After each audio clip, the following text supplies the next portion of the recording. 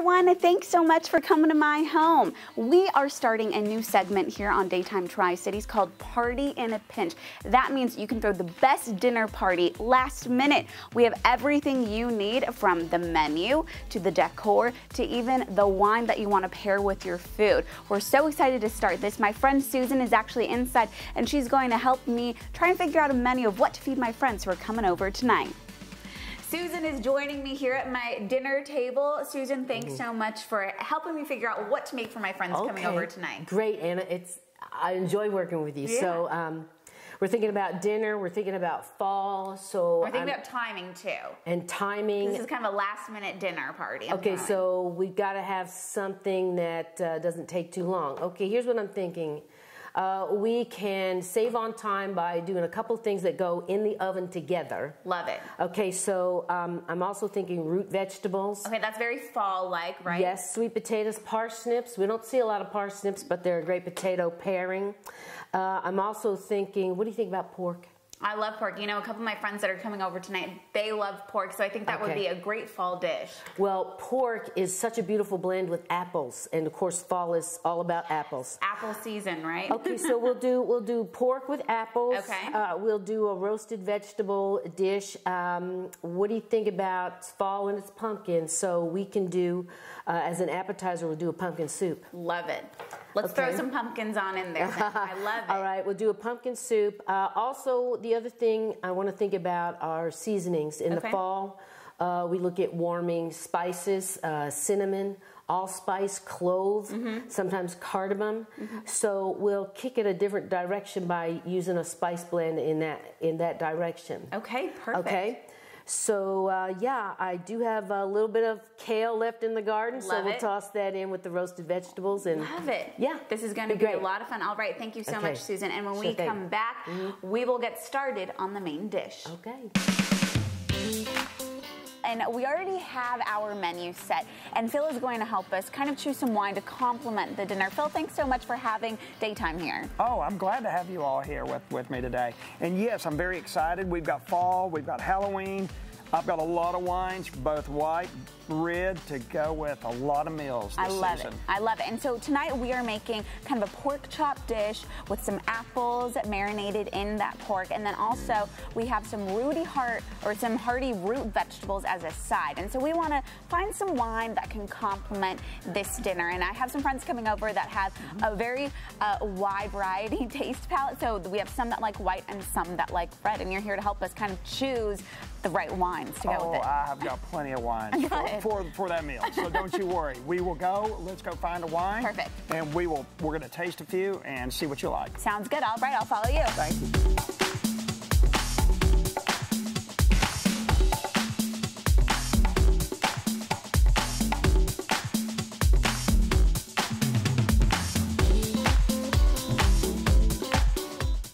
So Phil has grabbed us a couple bottles of wines for us to try to make sure that they're the perfect wine for our dinner. So Phil, tell me a little bit about what wines you chose. I've picked us 2 whites, and I've also picked 2 reds. Great. Let's start with the whites first. So I've picked a Riesling and a Gewürztraminer. Both of them have a German background. Both of them scream fall, and they go with a wide variety of meals, especially exactly what you've said. But I'm going to go with this Gewürztraminer. It's out of Washington State. These are very affordable wines. I want to get that. They're $10 to $15 that we picked. So I want you to try. Let's try a little Gewürztraminer. And that was one thing that we wanted to make sure that we chose, is something that was within budget. So yes. Cheers. Cheers. Let's try it. Really good, and it's light, and it would go really well with those apples and the pork chops. Yes, a little spiciness. That's what a Gewürztraminer brings out, with just a touch of sweetness, so that will balance with that pork, with that apple finish too. Let's jump to a red, a Pinot Noir, still a very light red. Right. So I'm not offended to throw it against a tenderloin. Well, and you can even tell it's light. Yes, and you can see it right here. And once again, cheers again, and here's to a great Pinot Noir. Yeah. Smells great. Yes, not overly dry. It does not have it's an off, what I call an off dry, just nice light red. And that is really good too. And I love also that these, as you mentioned, are under $15. So people can come in, talk to you, and even if they're making a different type of dinner, they can always find the perfect wine or drink to complement their dinner. We will definitely help you out. Well, Phil, thank you so much. I'm going to grab these wine bottles and take them back to my house. Good luck. Thank you. Thank you. All right, so now we are talking about decor. Something really easy. I love Halloween, but something really easy for a centerpiece is this centerpiece with sticks. All you have to do is get a large glass vase and some sort of vase filler. I chose candy corn because it's kind of sticking with the Halloween theme. And all you have to do is get some sticks or twigs from outside. I, for TV's sake, just went to the craft store and bought some of these sticks. And all you have to do is put them in the vase, put some candy corn in, and fill it up. And then what I love about this centerpiece in general, so you just kind of fill up the vase to however high as you want. This is about 4 bags full of candy corn. But what I love about this centerpiece is to still tie in the Halloween theme are the bats hanging from the sticks. And all you have to do, it's super easy, is you get kind of a bat stencil and some cardstock or black construction paper. And this is something so easy that your kids can help out with. And you trace it. And so I already traced one. And so you just trace as many bats as you want. And then you take some scissors and you cut them out. It's something super simple. So then once they're done, you can grab some string like this over here and make sure you put a little hole in the back of the bat. And you see that? That's where you're gonna tie your little string through. And so once you tie the string, you're gonna wanna be able to hold it like that. And you could add little eyes on the bats to make them a little spookier. So you just take the string and you cut it however long you want. And so what you do is you can just choose different sticks to hang them off of. So I'm gonna choose this one right here. So all I'm gonna do is just tie it to the string and then you are done.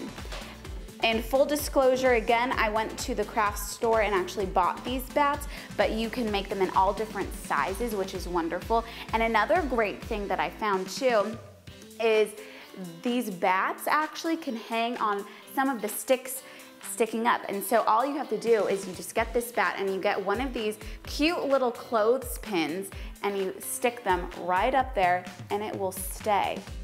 And you can angle it to wherever you want.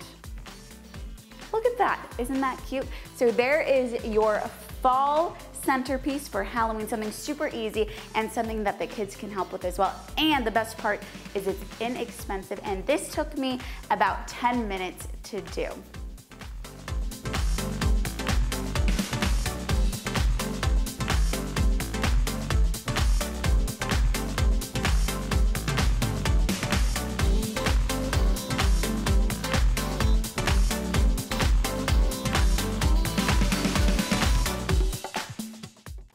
All right, Susan, so right now we are making the pumpkin soup for our first course for tonight's dinner. Right. Tell me a little bit about how we're going to make this.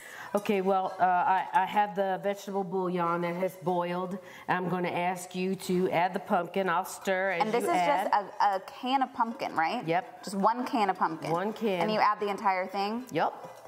See, it just blends in. And so how many, for the vegetable bouillon, how much of that did you put in there? I have 3 cups okay. of bouillon. Okay. Mm-hmm. And then really you just wanted to dissolve it then? Exactly. You want a nice blend, want it to be nice and smooth.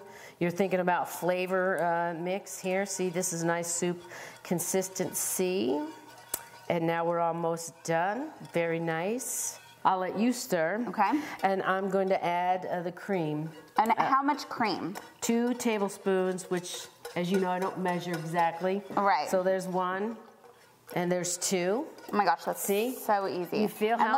Look at it definitely looks a lot creamier, obviously. Yes, yes. And now I'm going to add this spice blend. You know, I've been using this blend. It has a little coriander. It has some nutmeg, turmeric, cinnamon, a little allspice, so that's 3 pinches. All right, so that's literally it. And so then all you have to do is just take your ladle. It out. Mm-hmm.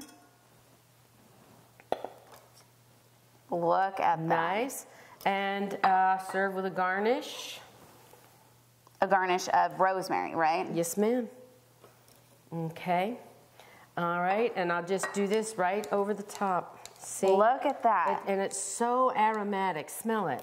Yes, it smells so good. And you could give it a splash of cracked pepper. Oh my goodness. Oh, could even do this. A little dash of cinnamon. I love that. And it smells so good. And we are ready to eat soup. We're ready to eat it. Oh, Susan, thank you so much.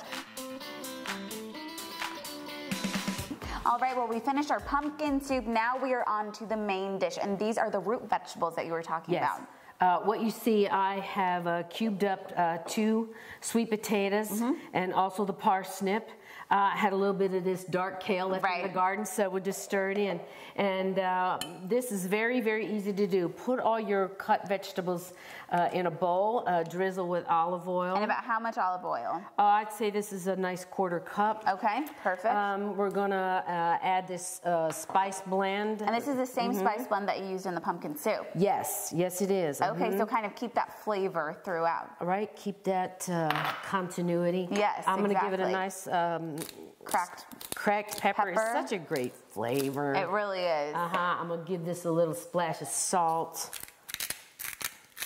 Wonderful. And then all you really want to do here, Anna, is you have to stir and stir. You want everything to get nice and well coated. Right, evenly coated too. Evenly coated, and I'm already thinking to myself, let's put another drizzle of that olive oil on. Okay, see how things are sparking up with this olive oil coating on them? Yes.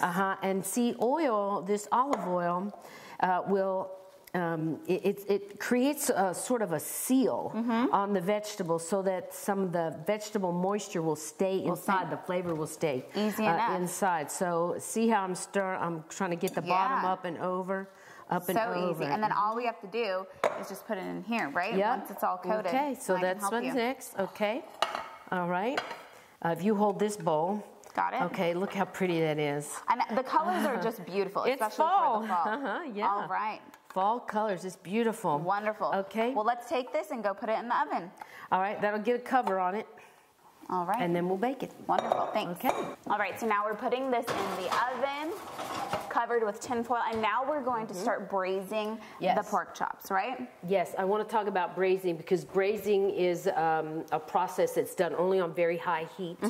Also, you'll see I've done several just to have this finished product for TV's sake. Right, for TV's sake. But also, I'm going to take this pork chop. Before you braise, you always blot because you want a dry meat, not a wet one, because that will give you this. It'll get this nice browning. And then what do you have on the meat right now? Well, what I did with the meat, before braising, I put it out in a plate. Okay. And I did salt, pepper, and our spice blend. And I did that on both sides. Okay. And give it a little while to kind of rest together, and that the meat will absorb the flavor. Easy enough. So I'm watching this get really nice and hot, and see all the great renderings from the meat that's already been braised. All right, so I should hear a really nice sizzle. Sizzle, yeah. You need that hot, right? We hear our sizzle. Great. All right, and then how long do you sear it? Then on each side. I'm going to keep an eye on it, but it's gonna be a minute or two. I want this nice, you see on these pieces, you see all this nice browning. And like I said, the meat you have to pat dry or you won't get that. Right. So while that is searing over here, I see some apples in front of you as well. Oh, Tell me a little bit about that. Well, the dish is seared pork with apples. So if you'll bring my baking dish over, I'm going to handle this, just rest it right here. I'm just going to line the bottom of the pan with apples. With apples. It's just that simple. Wow! And all you had to do was slice the apples. Yeah. Well, I have cored it, and you see, you don't want to do this too soon because your fruit will start to brown. So I've been careful about the timing on that.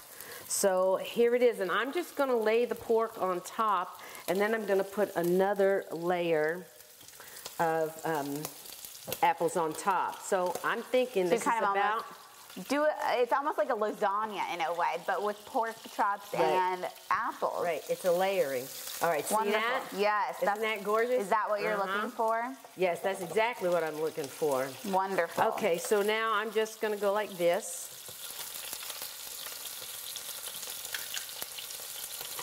Try to make them all fit in there real nice. Right. Nice and together. Maybe I'll turn this over. I'm going to give that just another minute. I got a nice spot for them. Okay. You can also tell when this braising is done, you'll see the meat color start to turn here. Right. You can still see a little line of pink. Right. But we don't want that. We don't need it to cook all the way because we're going to bake. Now see, I want a little bit browner than that. You just want it seared on the outside. And like I said, searing is done on high heat. And what does the searing do to add flavor? Because, you know, normally you could just put it in the oven if you wanted to, and it would cook it fine. Searing seals flavor in. And then, of course, now if I could use this as a base for a gravy if I chose to. All right, now I am just going to layer my apples in on top, and we'll cover that.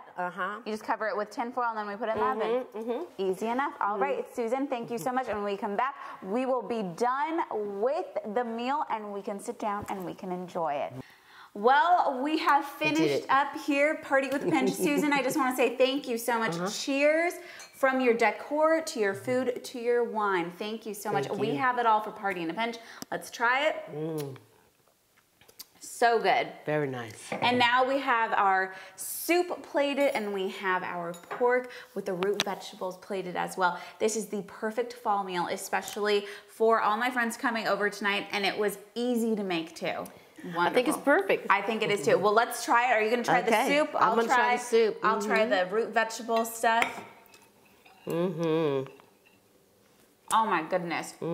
That spice, that mixed spice is so good. This rosemary on top, it really makes everything happen. It's great. And that spice blend is so good. And paired with that wine is delicious. Well, Susan, thank you again so much. My friends are gonna love this recipe, that's for sure. And you can love it too. Make sure you visit our website and we have all the information and the details on how you can make this meal at home, and as well as your centerpiece, and we have the wine picks for you as well. Thanks for joining us.